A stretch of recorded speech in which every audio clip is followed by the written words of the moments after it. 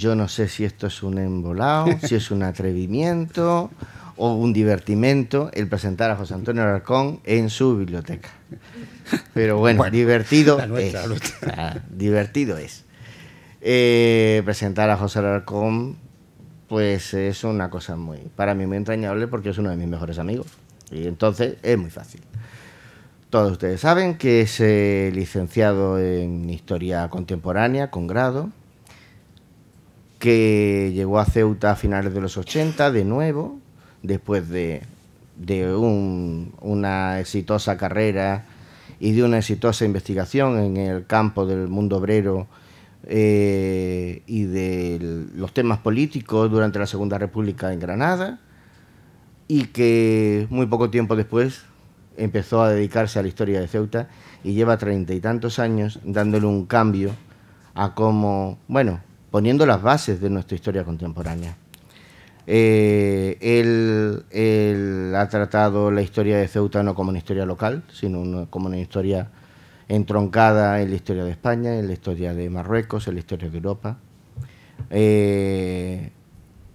Tiene libros magníficos, especialmente para mí es muy entrañable la historia de la Cámara de Comercio o la de la Escuela Normal de Magisterio, también su historia de los bomberos, pero creo que es esencial la enorme aportación que hace al segundo volumen de la historia de Ceuta, editada por el Instituto de Estudios Ceutíes, que es un trabajo espléndido. José es también es un investigador, como decía antes de Joan, de ponencias, de conferencias, de artículos largos, es decir, de no esperar a obras fastuosas, sino a sacar toda la investigación que va haciendo, sacarla pronto y rápido. De modo que es un placer poderle tener siempre en cualquier evento. Y nada más, vamos a escuchar esta ponencia que la ha titulado Ceuta 1918, crisis de subsistencia, movimiento obrero y cuestión social, y verán ustedes cómo la cuestión social tratada por él sí es sesuda, no como la mía, que como el Sálvame, o sea que mucho más interesante. Bueno, agradecer a José Luis la amable y excesiva presentación y decirle, no, ya le vamos a volver también el piropo, porque yo era un historiador sin imagen. Es decir, mi primera obra, la del movimiento obrero en Granada, es un libro sesudo de muchas páginas, pero ni una sola imagen, ¿no? Yo aprendí el valor de la imagen gracias a José Luis, y desde entonces creo que no he vuelto a escribir nada sin imágenes.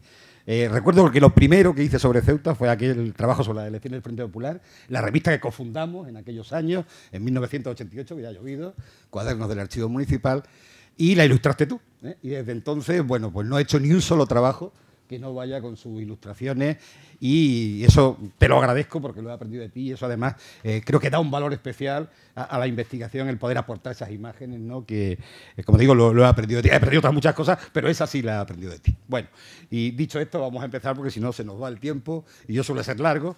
En fin, intentaremos ser... También es verdad que el título es un poco mentiroso. No vamos a hablar solo de 1918. 1918 es una fecha que marca, es el momento del tren, queríamos referenciarlo ahí. Es verdad también el primer momento en el que el movimiento obrero ceutí aparece en la historia, eso sí es cierto, pero es mucho más intenso el 19 y ese conflicto va a llegar hasta el 21, ¿no? Vamos a hablar de ese periodo, de esas primeras 2 décadas de la historia de Ceuta, aunque nos vamos a centrar mucho en este periodo 1917-1921. Bueno. En primer lugar, un rápido marco de referencia para que nos situemos dónde estamos, ¿no? Pues estamos en plena Primera Guerra Mundial, que ha comenzado en julio de 1914 y va a durar hasta noviembre de 1918. Ceuta es un escenario de primera magnitud porque tenemos enfrente Gibraltar. Desde allí van a salir muchos de los convoyes que van a suministrar a los aliados y, lógicamente, incluso alguna batalla se celebrará muy cerquita de Ceuta. El hundimiento del Britannia, por ejemplo, en 1918, es ahí al lado, en Barbate, prácticamente en el estrecho, ¿no? Los submarinos alemanes y algo de la marina austríaca también, que tiene la zona mediterránea como objetivo, están permanentemente en estas aguas y, por tanto, estamos en primera línea de la guerra mundial, ¿no? Hay otro acontecimiento fundamental que sucede en plena guerra, la Revolución Rusa, que va a transformar no solo ya Europa, sino el mundo, ¿no? Es una revolución que va a tener un larguísimo recorrido, una expansión indudable, y el octubre del 17 desde luego va a marcar a Europa, a España y al mundo, ¿no? A partir de ese momento se va a extender una ola revolucionaria que va a recorrer, como digo, toda Europa y buena parte del mundo, ¿no? Y acontece otro tema que es importante para España. España, no olvidemos, tenemos una monarquía, es de las pocas que van a quedar vivas, después de la inglesa, la española, porque grandes monarquías del periodo anterior van a caer como consecuencia de la guerra. La caída del Kaiser en Alemania, la República de Weimar, la caída de la monarquía también de largo recorrido de Austria-Hungría o del propio monarca turco, ¿no? Por lo tanto, estamos en un periodo de guerra mundial y de cambio y profundo del mapa europeo, ¿no?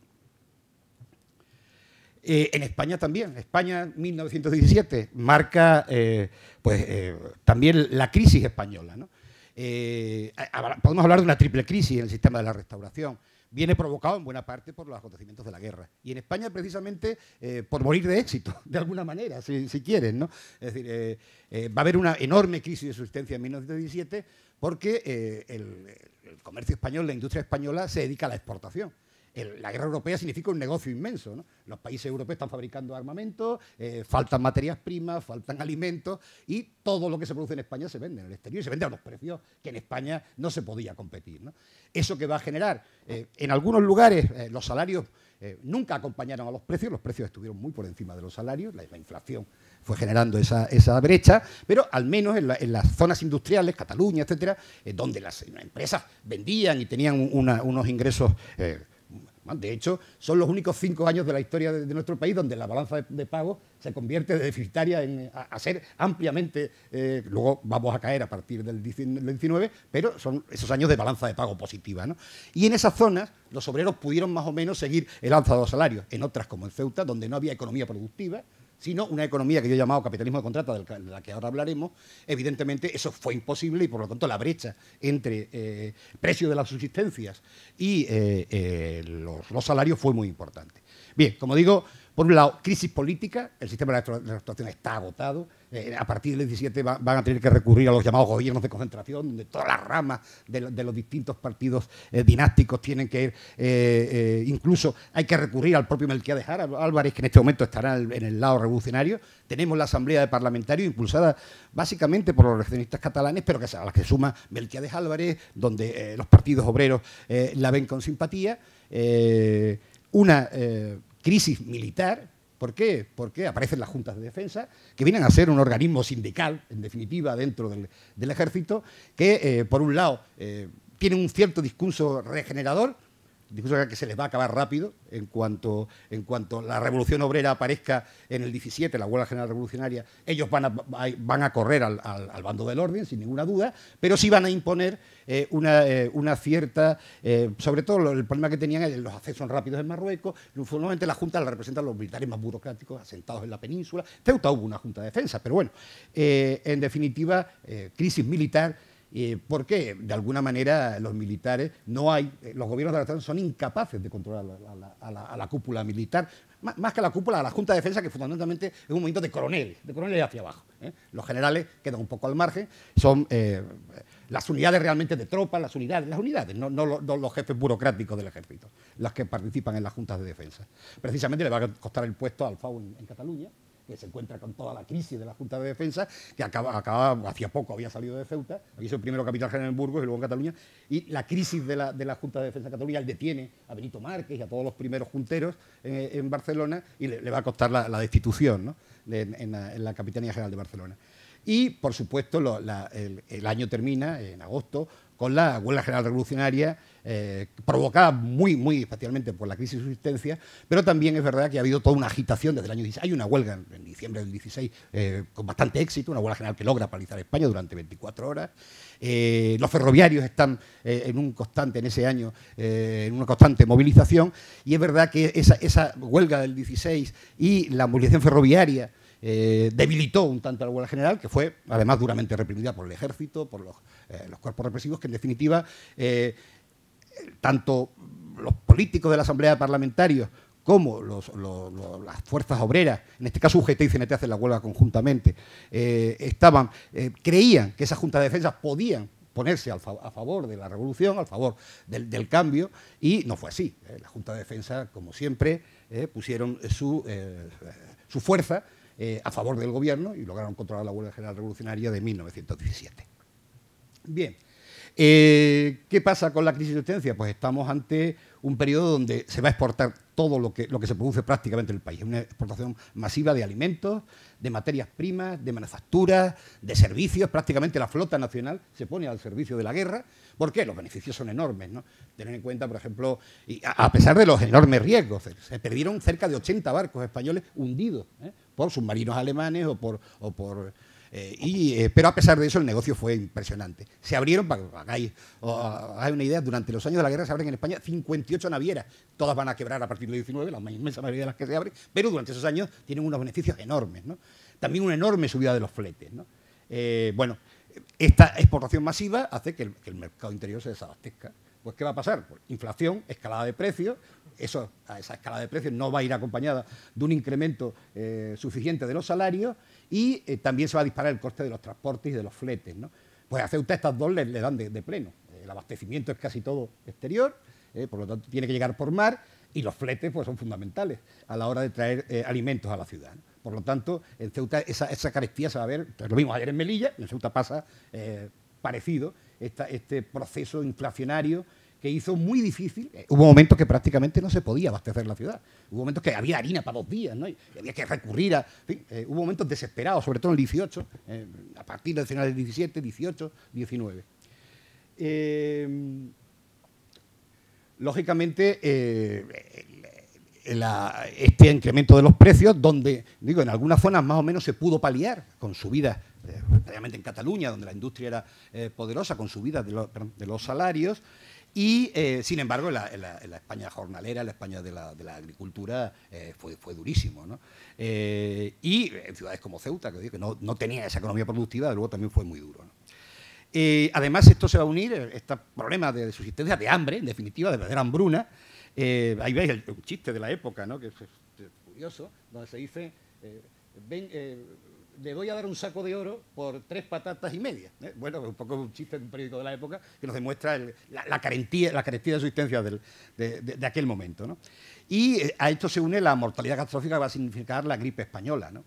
Que además en una ciudad, en España en general, está carente del aparato sanitario en aquellos años, pero en Ceuta ya fue especialmente cruda por la carencia de ese aparato sanitario que no existía, ¿no? Tener en cuenta, hay cifras muy diversas, pero como mínimo la gripe española causó en España 150.000 muertos. Otras cifras hablan de 300.000. Entre 150 y 300.000 son los muertos que la gripe causó en esos años. Bueno, todo esto va a obligar a hacer una ley de urgencia en el año 1915, la llamada Ley de Subsistencia, que crea una comisaría, luego se crea una comisaría de abastos que se encarga un poco de intentar que haya abastecimiento del mercado interior.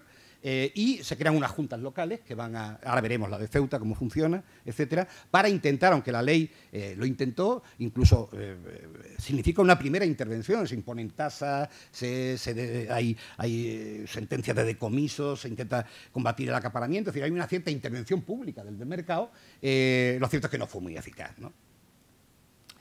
También son los años posteriores, los años del trienio bolchevique, la revolución rusa se extiende. En España hemos llamado a ese periodo que se extiende entre 1928 y 1921 el trienio bolchevique.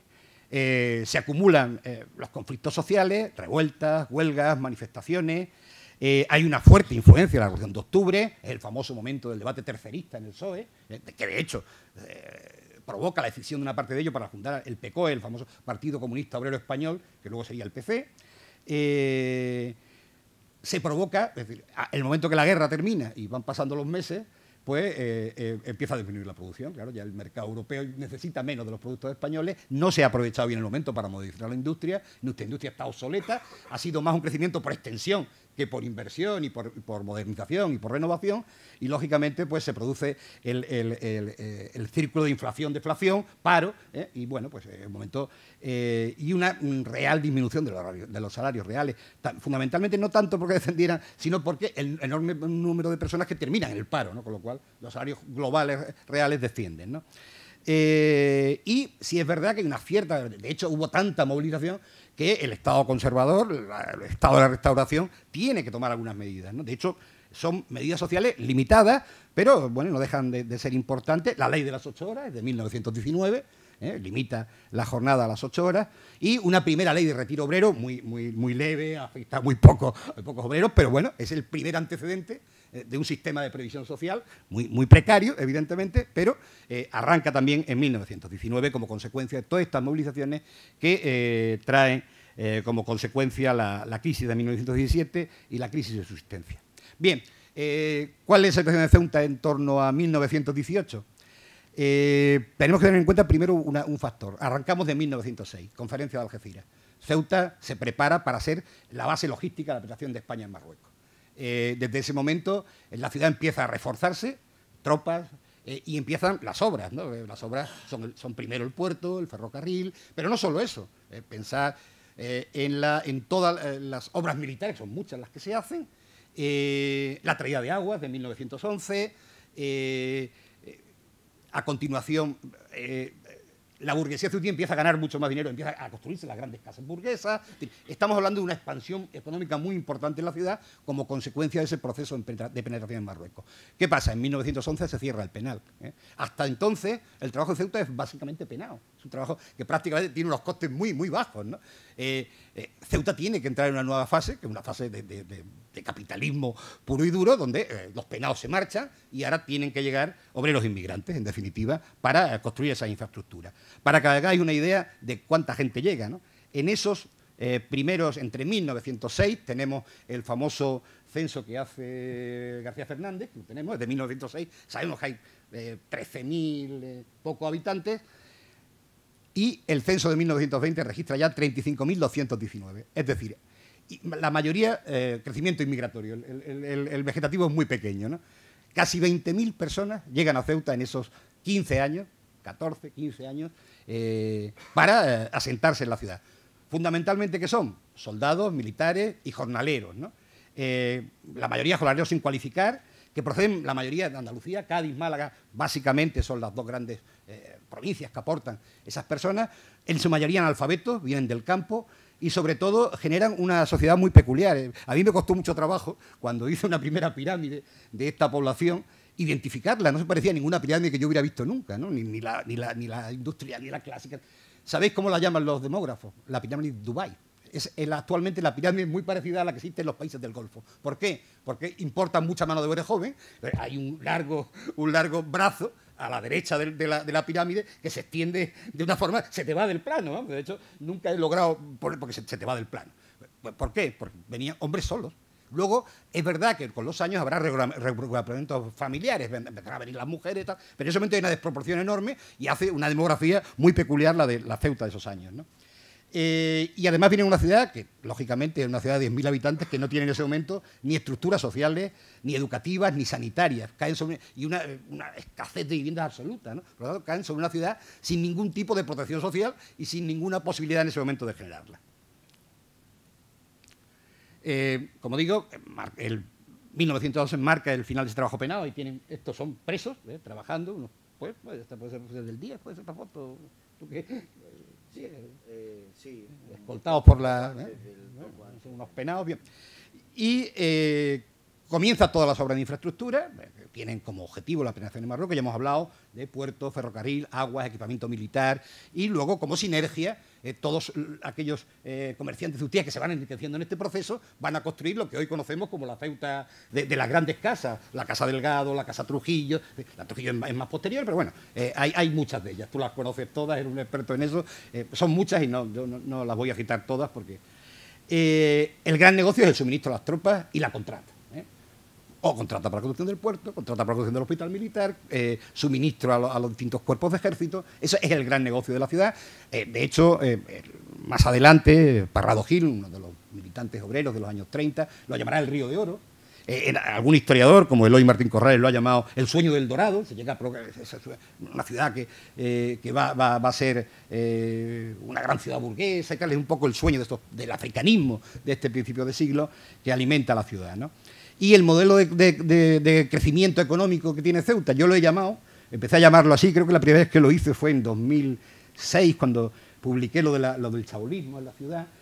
Capitalismo de contrata. ¿Qué significa? Bueno, el capitalismo productivo, el que basado en la producción industrial, pues el incremento de la producción, la mejora de los sistemas de producción, hace que se incrementen los beneficios. Aquí la única manera de incrementar los beneficios son dos. O se disputa la plusvalía a los obreros que trabajan, o se abaratan los materiales, ¿no? ¿Por qué? Se hacen a precio fijo. Tú haces una licitación y tú tienes un precio fijo y tienes que construir la obra con ese precio fijo. Por lo tanto, si quieres ganar dinero, tienes que endurecer tu negociación colectiva, tu negociación salarial. Básicamente, Ceuta es lo que va a pasar, ¿no? Es decir, hay una fuerte... Además, tener en cuenta una cosa, la mentalidad de nuestros comerciantes, nuestros industriales de primera hora, de ese primer momento, entre el 10 y el 20, vienen de ese trabajo penado. Muchos han utilizado el trabajo penado durante los años anteriores. Por lo tanto, son empresarios en sentido duros, que además hacían sus trabajos, sus obras casi a un tercio del coste real, que en aquel momento podía ser el coste jornalero, el coste de jornal, ¿no? Condiciones, bajo salario, los que vienen son pobres de solemnidad, vienen expulsados de Andalucía con una mano atrás y otra adelante. De hecho, uno de los primeros elementos esenciales es la extensión enorme del chabolismo.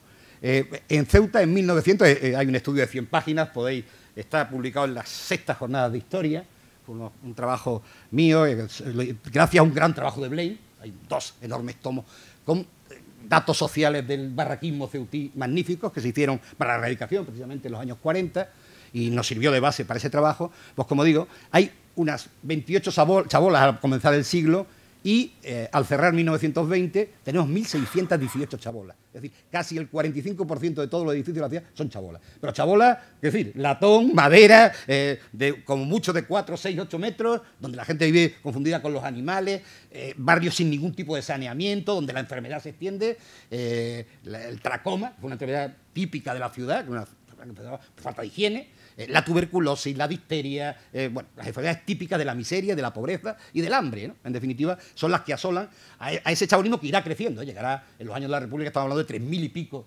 chabolas, 3.250 estaban censadas con 15.000 habitantes, ¿no? En ellas, ¿no? Es decir por lo tanto, la falta de higiene, la falta de sanidad, en ese momento todavía no se ha abierto el hospital, se está abriendo el hospital de Curroja, hay un pequeño hospitalito, clínica de urgencia, que se atiende, bueno, muy poquita gente. Otro problema, el analfabetismo. La inmensa mayoría son analfabetos. Ceuta tiene una evolución distinta. Mientras la península va bajando en el alfabetismo, en Ceuta va subiendo.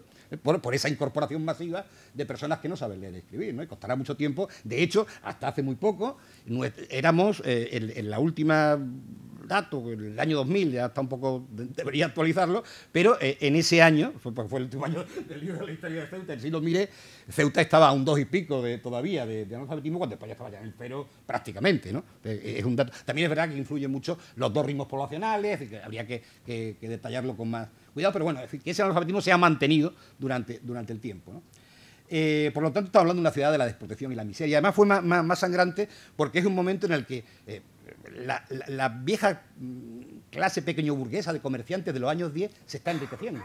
Hay Trujillo, hemos citado antes, Delgado, etcétera, y hay un contraste enorme, hay una ciudad dual, frente a las grandes casas que están naciendo, la Casa Delgado, la Casa Trujillo, en fin, todo ese mundo chabolista que está naciendo a la vez, ¿no? Por lo tanto, estamos en una ciudad dual, en el fondo, es lo que va a provocar, más adelante, no en este momento, un duro enfrentamiento de clases en los años 30. Yo, en realidad, quería estudiar los años 30, pero si queremos conocer Ceuta, era imposible conocer los años 30 si uno no remaba hacia atrás y entendía cuál era el proceso que había llegado a la construcción de esa ciudad en 1930, en los años de la República. Bueno, la ciudad, la mendicidad y la usura se extiende. Hay un estudio... Perdón. Hay un estudio muy amplio sobre la mendicidad, la usura, se llama Sopa Boba, Mendicidad y Juegos de Azar en la Ceuta, que también es mío, en la 7ª jornada de historia, si no recuerdo mal. Hacemos un primer balance de esa desprotección social, de esos problemas que sufre esta clase trabajadora inmigrante que llega a la ciudad, ¿no? Además, en este momento hay un problema que viene a sumarse a la situación de crisis, ¿no?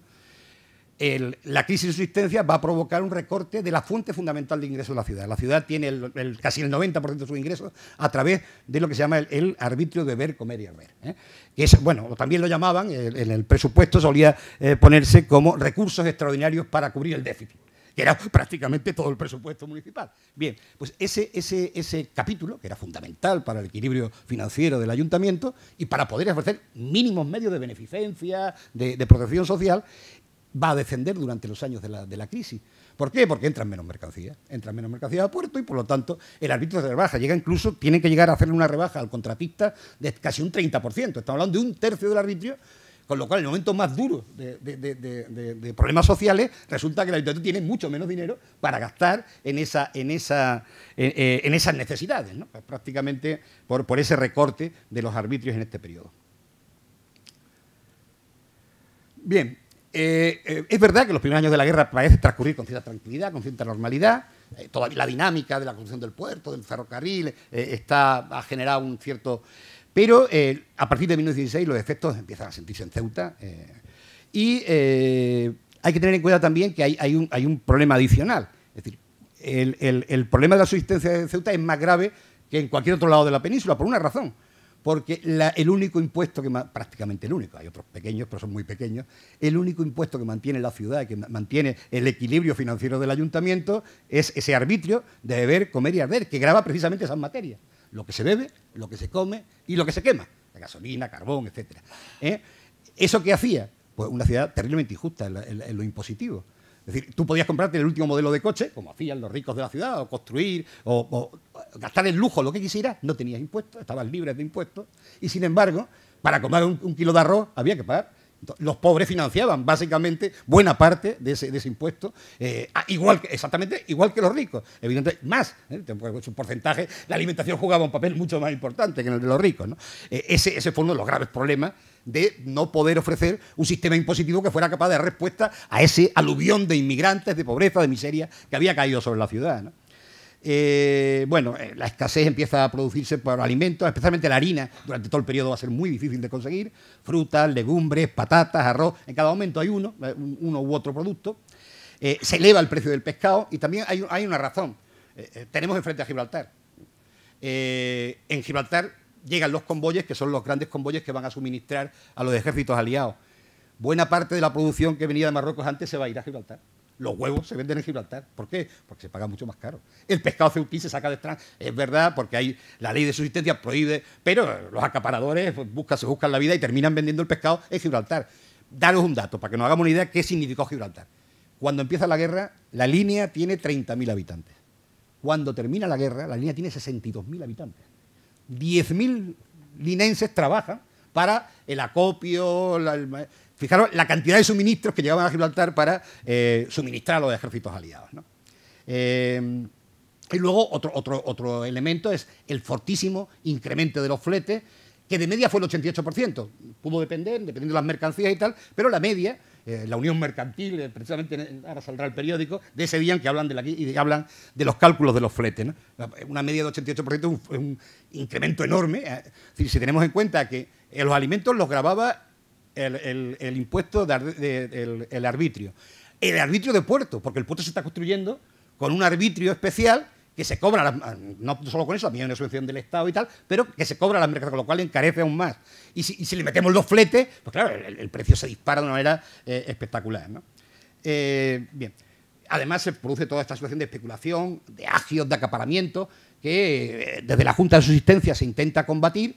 Será más eficaz en el momento que hay... En este periodo pasan varios alcaldes. Empieza con Trujillo, en 1914, luego vendrá Blon, de la Torre, y por fin Martínez Durán, ¿no? Martínez Durán es el que realmente intenta poner más seriedad en la Junta de Subsistencia, tomar medidas eficaces, ya veremos algunas de ellas, pero de todas maneras no son totalmente eficaces y el acaparamiento continúa durante los años de la guerra. Bien,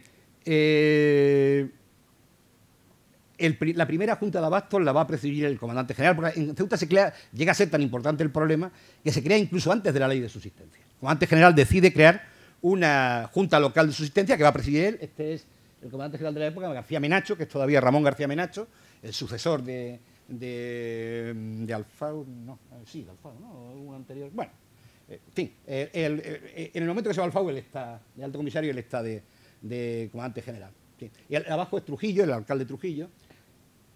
Bueno, a partir de 1915, todos esos que veis ahí, esos artículos, el trigo, el maíz, el centeno, empiezan a subir sus precios. Y por fin se crea, con la ley de subsistencia, los poderes pasan al alcalde. La ley de subsistencia prevé que la Junta Local sea presidida por los alcaldes, aunque tienen una fuerte dependencia de los gobernadores civiles. Todos los precios de tasa, todas las intervenciones que la Junta de Subsistencia Local hagan, tienen que pasar necesariamente, en este caso, el gobernador civil de Cádiz, que es el que tiene competencia sobre la Junta de Subsistencia de Ceuta, ¿no? Con lo cual quien tenga interés, y se puede hacer un estudio magnífico, hay un montón de expedientes en el archivo de la ciudad que uno puede, donde se puede trabajar perfectamente todo este periodo de crisis con los expedientes de la Junta de Subsistencia, ¿no? En definitiva, lo que se intenta de la Junta de Subsistencia es, primero, generar determinados precios de tasa, especialmente el pan, artículos de primera necesidad, aunque los empresarios ciudadanos se van a oponer reiteradamente. La Cámara va a tener una batalla permanente, no quiere que el mercado sea intervenido, quieren un mercado libre, que no haya precios de tasa, y va a haber una pelea permanente. Es curioso, porque muchos de ellos son los mismos, ¿no? Es decir, en la Cámara, cuando no están en el Ayuntamiento están en la Cámara, y cuando no están en la Cámara están en el Ayuntamiento. Pero bueno, hay una verdadera oposición entre la Junta de Subsistencia y los organismos de la Cámara. Otro de los suministros que va a llegar a faltar es el carbón. Para que os hagáis una idea, la empresa de alumbrado, propone una tasa, incrementar los precios del alumbrado en un 25%. Al final, después de mucha discusión, y la Junta de Subsistencia consigue que sea en solo un 10%, pero se incrementa durante todo el periodo de la guerra. También el precio del alumbrado va a subir porque no hay carbón. El carbón venía básicamente de Inglaterra. Es muy difícil aprovisionarse de hulla o de carbón y, por lo tanto, el mercado está muy complicado y hay que subir los precios, ¿no? Otro de los elementos es el impuesto del azúcar. Se pone un impuesto especial en esos años sobre el azúcar que llega al norte de África y pues se le incrementa el precio casi un 20%. Luego, después de la guerra, esta tasa podrá ser derogada, pero durante los años de la Guerra Mundial tenemos un azúcar carísimo, ¿no? por este impuesto sobre el azúcar que se le pone al azúcar en el norte de África. Escasez de lubricantes, ¿no? Que se detecta en febrero de 1918. De hecho, en un momento dado, curiosamente, a veces la Cámara se oponía a las tasas y otras veces las defendía. ¿Cuándo la Cámara hace una ardorosa defensa de las tasas? Cuando el tema es el carbón. ¿Por qué? Porque sus industrias necesitan carbón. Mantenga usted el precio de tasa, que si no, me sale un riñón poner las industrias en marcha, ¿no? Entonces ahí la Cámara sí que hace una defensa del precio de tasa, ¿no? El suministro se complica mucho desde 1918. Desde 1918 a 1921 prácticamente es un milagro que cada día la ciudad se abastezca, ¿no? Hay que ir a veces a Gibraltar, a veces a Tánger, el alcalde tiene que dar 1000 vueltas para conseguir 100, 200, 1000 sacos de trigo. En fin, seguir las actas de la Junta de Subsistencia es un verdadero drama diariamente abastecer la ciudad, ¿no? Bien, esto va a provocar primero un enfrentamiento entre, por un lado, el ayuntamiento y la empresa de alumbrado, por el tema de los precios de la luz. Como digo, se hará por mediación, al final ese 25% inicial se quedará en un 10%. En el verano de 1919 se agravan los problemas para abastecer la harina. Como digo, se hacen gestiones con Tánger, Gibraltar, ya lo hemos comentado. A partir de 1919, una vez que Martínez Durán sustituye a García de la Torre, Martínez Durán sí decide tomar medidas más drásticas porque la situación es desesperada, ¿no?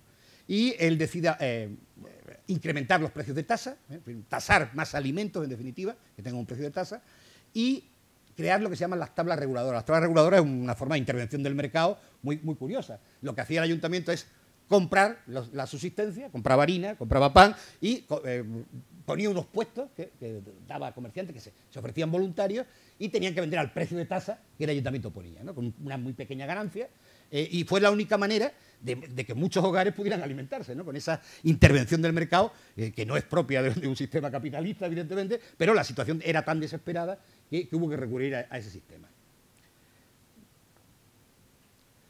Llega a ser tal que ni eso arregla la situación. Hay muchísimas personas que no pueden comer, los salarios no llegan, y hay que construir un comedor de caridad que va a estar situado en lo que luego fueron lo que en ese momento ya eran, creo, las escuelas Victoria Eugenia, en el que no solo para los niños, sino también para adultos.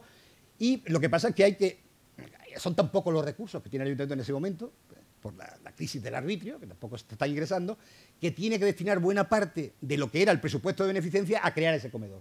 Con lo cual la beneficencia queda bastante desabastecida. La beneficencia suponía medicamentos, hospitalizaciones, socorros diversos, y esto prácticamente se queda sin partida porque hay que dedicar el dinero a dar de comer, sencillamente en estos comedores de caridad que va a administrar precisamente Adolfo Orozco Moyá en ese momento. O Moyá Orozco, efectivamente. Bien, esto empieza a mejorar solo a partir de 1921, donde esas tablas reguladoras que crea el ayuntamiento va logrando que se abaraten, y además Martínez Durán sí es más duro con los decomisos, va decomisando alimentos, genera un sistema mucho más disciplinado de intervención de subsistencia que el que había existido hasta ese momento, ¿no? De hecho, la Cámara en 1921, ya casi cuando el problema está empezando a resolverse, se compromete, si se quitan las tablas reguladoras, son enemigas de la intervención del mercado, con el ministro de Fomento, a que ellos intentarían controlar el alza indiscriminada de precios y que ejercerían como órgano empresarial para evitar estas alzas indiscriminadas, ¿no? Para intentar evitar, o que desaparezcan, que de hecho desaparecen durante el año 21, las tablas reguladoras, ¿no? Bien, toda esta cuestión va a terminar en un... No solo vamos a ver las primeras huelgas obreras de la ciudad, sino también el primer lockout patronal. En 1920-21 vamos a asistir a un lockout patronal de 3 días, no fue corto, fundamentalmente por un rifirrafe entre Martínez Durán, alcalde del momento, que fue miembro del Partido Reformista de Melquiades Álvarez. Es el primer momento, además, en que un partido de fuera de la Restauración gobierna la ciudad, ¿no? Ese momento de 1919. Y estos señores tan serios, donde vemos a Trujillo, vemos a Acevedo, vemos a Álvarez, bueno, en fin, a Ruiz Medina, este es Acevedo, este es Ruiz Medina, bueno, son los grandes empresarios. Arango, que está en el centro, es presidente de la Cámara, son los grandes empresarios de la ciudad, que se van a oponer. ¿Qué es lo que decide? ¿Qué hace Martínez Durán? No se puede seguir financiando Ceuta con un impuesto basado en los alimentos, ¿no?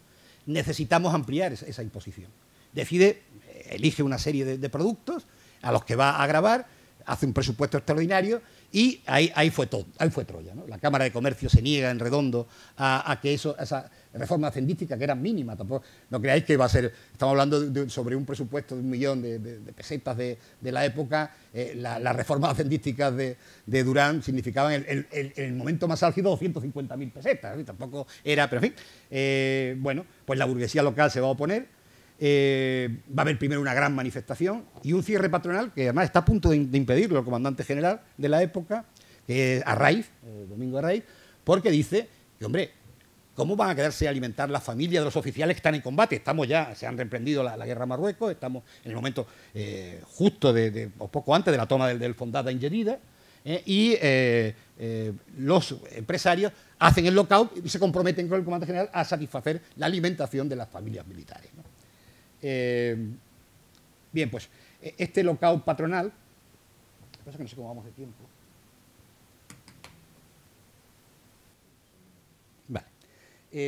Sí me gustaría leer algo brevemente. En esa confrontación entre el ayuntamiento y la burguesía local representada por la Cámara, esto es algo de lo que dice, esto es lo que va a explicar el alcalde. En la Junta Social era un órgano que aprobaba los presupuestos en aquella época.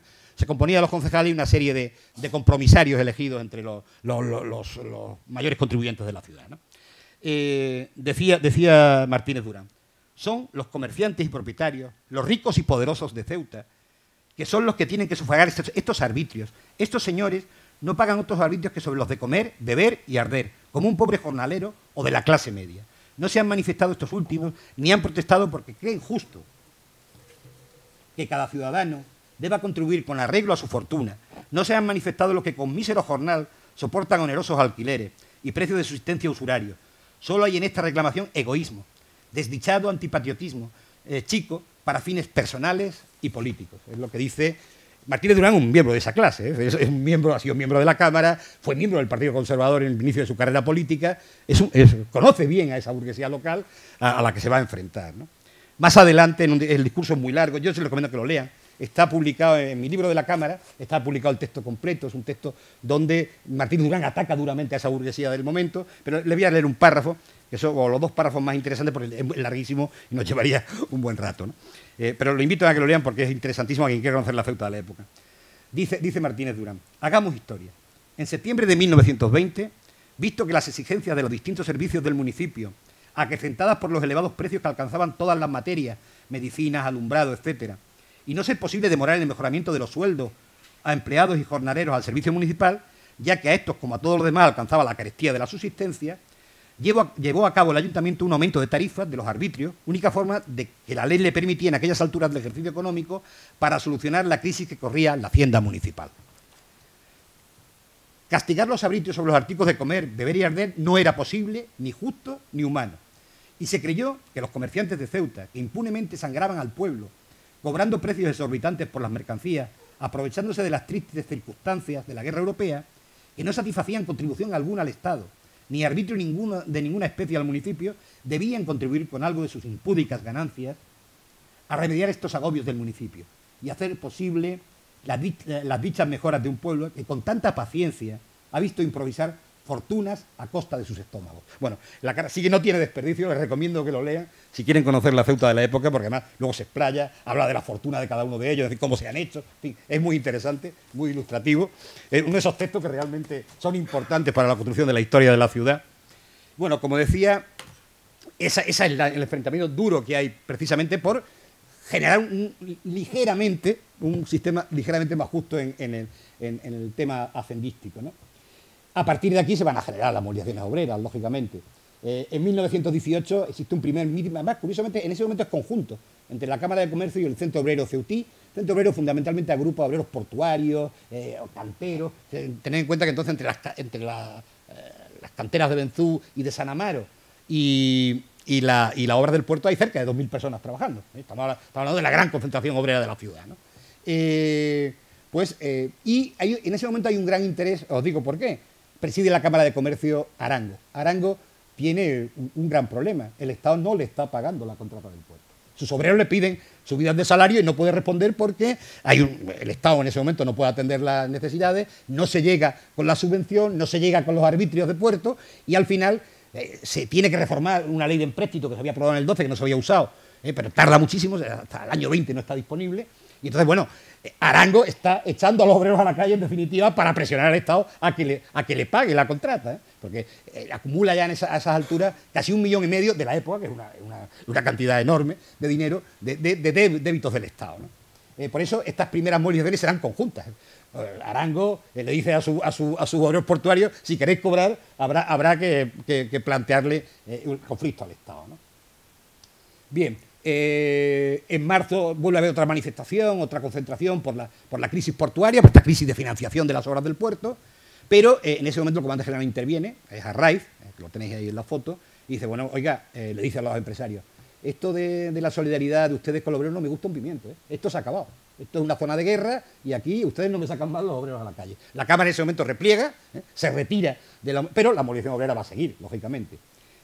Digo, ese momento de confluencia de intereses de la Cámara y las primeras organizaciones obreras tiene que ver con esos intereses de Arango también, que son los intereses también, al fin y al cabo, de los propios obreros portuarios que dependen su subida salarial de que el Estado pague las obras del puerto, que además luego se encarecen muchísimo porque, claro, con motivo de la guerra hay que hacer una revisión de precios que se incrementa el coste global en unos 7 millones de pesetas de la época.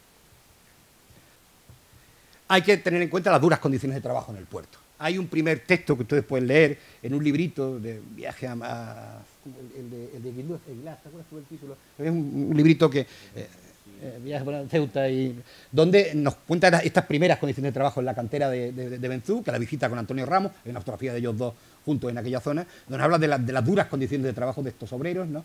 No solo los bajos salarios, sino los constantes accidentes de trabajo, ¿no? Hay muchísimos accidentes de trabajo. He reseñado dos de los más graves, el de 10 de septiembre de 1916 y el de 13 de julio de 1917, donde hay varios obreros muertos, a varios se le tienen que amputar las piernas y hay como una treintena de heridos en estos accidentes de esos días. Pero hubo muchos más, ¿no? Es decir, que había unas condiciones. Ahí tenéis algunas imágenes de esas canteras, de esas obras. donde, bueno, pues realmente el trabajo fue durísimo, ¿no? y con casi ninguna medida de seguridad, ¿no? A partir de 1918 los obreros empiezan a movilizarse por el incremento salarial.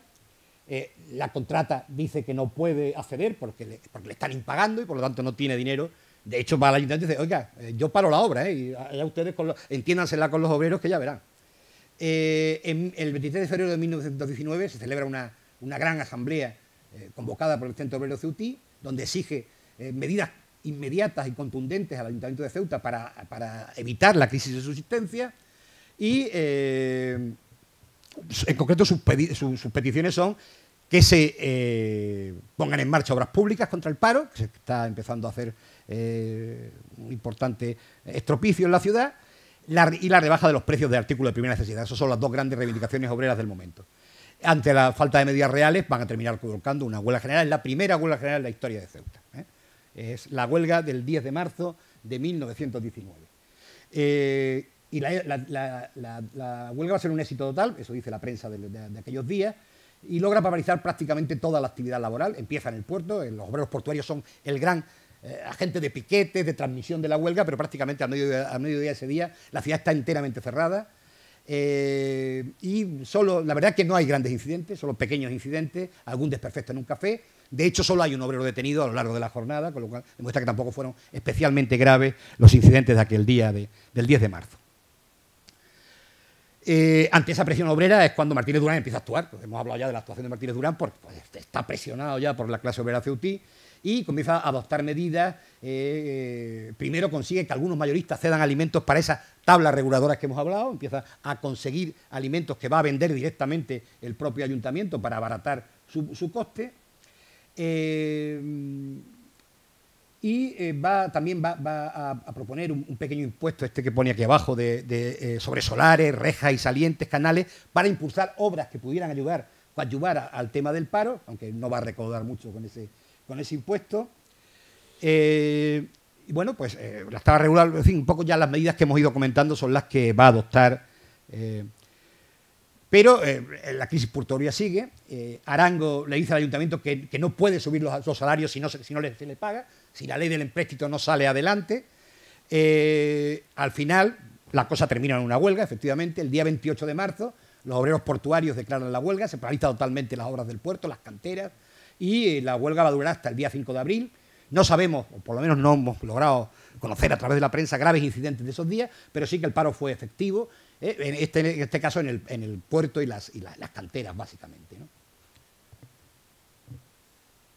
Por fin, en 1919, a finales en julio de 1919, se aprueba la ley del empréstito, se eleva a medio punto el interés de las obligaciones, pero la verdad que no tiene éxito. De hecho, al final, es la propia empresa la que se va a tener que quedar con las obligaciones para pagarse de una manera un poco extraña, ella misma, con esas obligaciones que se generan, pagarse la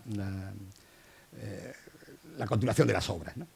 El empréstito fue un verdadero follón, la financiación de la obra del puerto fue un follón. También conocemos en esos días, va a haber en ese año, entre el 5 y el 15 de enero, 10 días de huelga de los panaderos ceutíes. Esta la hemos recogido a través del informe del Instituto de Reformas Sociales. Se planteó por aumento de salarios. La foto de los panaderos no es de Ceuta, no logró encontrar ninguna foto de panaderos de Ceuta de esos años. Luego encontré una de los años 40, pero ya era un poquito más avanzada, y son fotos de panaderos de la época, pero de otros lugares, ¿no?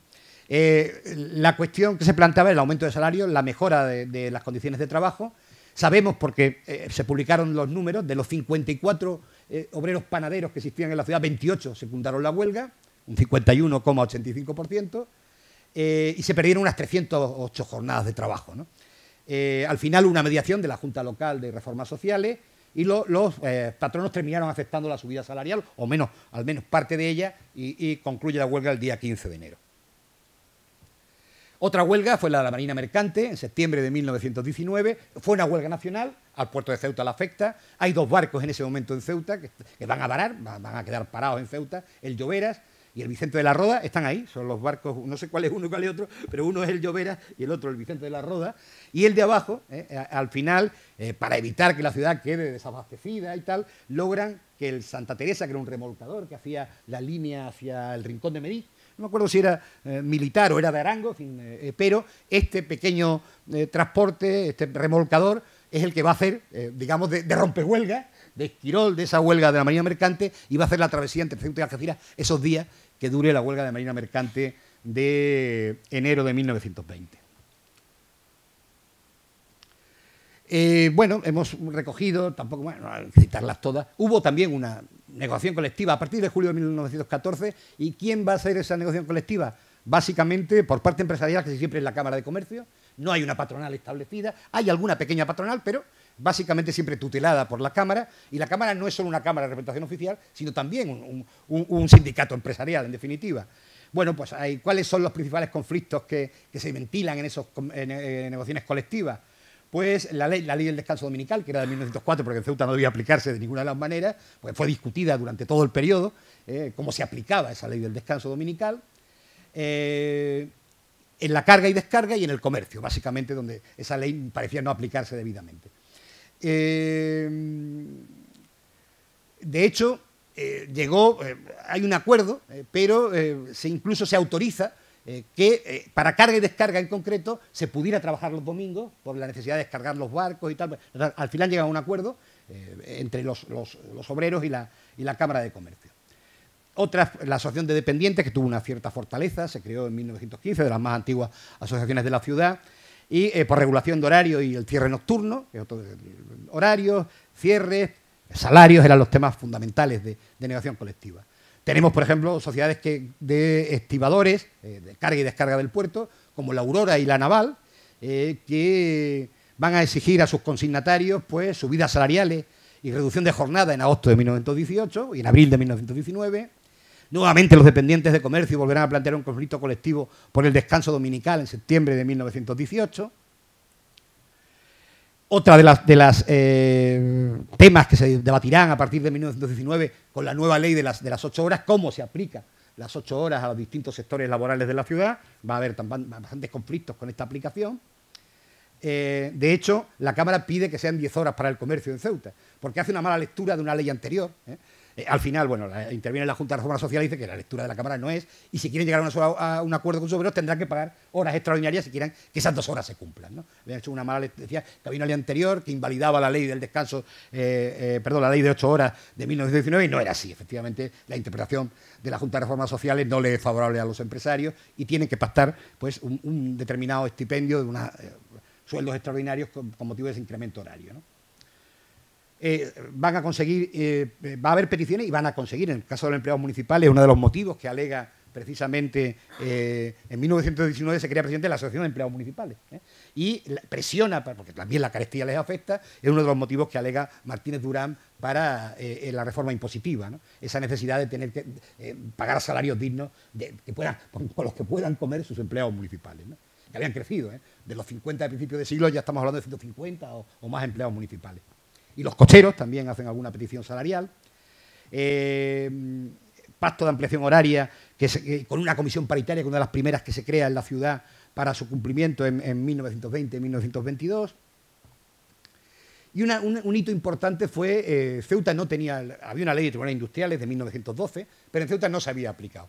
Por fin, en 1919, el crecimiento de la conflictividad, el crecimiento del movimiento obrero a partir de los años 10, pues hace que se vea necesario la implantación de los tribunales industriales en Ceuta, y en junio de 1919, en febrero es cuando se decide crearlo, pero no concurren los suficientes asociaciones patronales y obreras, y al final es en junio del 19 que se va a elegir 4, se hacían cada 2 años las elecciones, se van a elegir en 4 ocasiones, hasta la dictadura de Primo, que elimina estos tribunales industriales, y de ahí van a aparecer los primeros nombres de líderes obreros, digo, al menos los que más representaron a los trabajadores ceutíes en esos tribunales industriales, por votación de sus compañeros. Hubo votaciones muy diversas. La primera participan 100 y pico obreros de la ciudad, en la segunda ya es más amplia, hay 600, y las demás unos 300 en cada votación. Bueno, pues los que repiten más veces como representantes de esos obreros son el dependiente de comercio Manuel Centeno, creo que era herrero Pedro Blanco, Salvador González Rueda, José García Díaz, Miguel Mondéjar o Andrés Trujillo Romero son aquellos representantes, junto, que ahora voy a hablar de la parte, más votados, que son esos primeros nombres, digamos, de un cierto liderazgo obrero, o al menos representantes de sus compañeros en estos tribunales de negociación que se crean en la ciudad de 1919. Pero quizá la voz más importante de la clase obrera ceutí de ese momento es la de Juan Bautista Otero García. Juan Bautista Otero es un señor que nace en Madrid. Tenemos poca información biográfica de él. De hecho, alguna vez lo he contratado a José Luis, no hemos conseguido mucha. Alguna, tenemos poca. Pero sabemos que nació en Madrid, en el distrito de Palacio. Llega a Ceuta probablemente en ese momento de la expansión comercial, en los primeros años 10. Y va a conseguir ser elegido concejal en las elecciones de 1920. Va a ser el azote, digamos, la voz obrera en el ayuntamiento. Subsistencia, Junta de Casas Baratas. Había una ley del 12, el ayuntamiento debía haberla cumplido y prácticamente en el 19 no había ni creado la Junta de Casas Baratas, ¿no? Otero, cada una de sus intervenciones, cada pleno, recordará que hay que crear la Junta de Casas Baratas, que es necesario acabar con el chabolismo, va a sacar permanentemente los temas de subsistencia, va a ser digamos, un crítico permanente de la acción del ayuntamiento que lo va a empujar a tomar medidas en la crisis de subsistencia. Por lo tanto, podemos hablar de este primer representante obrero. También, es decir, no hay en este momento, no hay presencia, o no tenemos constancia, ni de las dos grandes centrales que están naciendo en el país, CNT y UGT, va a ser posterior, a finales de los años 20, aunque algunos de estos que hoy vemos terminarán militando en los 20 y los 30 en esas organizaciones, ¿no?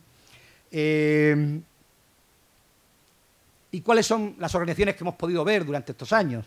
Bueno, pues el Centro Obrero Ceutí, que ya hemos citado, fundamentalmente portuarios y trabajadores de las canteras.